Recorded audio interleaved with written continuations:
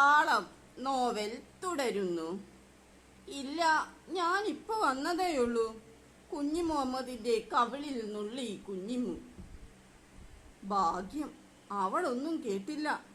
കുഞ്ഞി മുഹമ്മദ് നെടുവീർപ്പിട്ടു. എന്തിനാ ഇക്ക ഇങ്ങനെ പേടിക്കുന്നത്? ആരാ ഫോൺ ചെയ്തത്? കുഞ്ഞിമു ചോദിച്ചു. പേടിച്ചെന്നോ? ഞാനോ? കുഞ്ഞി മുഹമ്മദ് തന്റെ ഷർട്ടിന്റെ കീശയിൽ നിന്ന് ഒരു ചീർപ്പെടുത്ത് മുടി ചീകി. ഇന്നലെ ഇന്നുമല്ല, 25 കൊല്ലമായി നിങ്ങളെ ഞാൻ കാണാൻ തുടങ്ങിയിട്ട്. എന്തിനാ പേടിച്ചത്? ആരെയാ പേടിച്ചത്?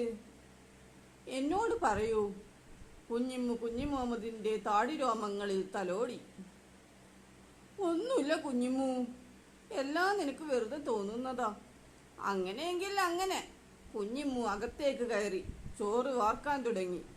കുഞ്ഞി മുഹമ്മദ് എന്തോ തെന്നിൽ നിന്ന് മറക്കുന്നുണ്ട്.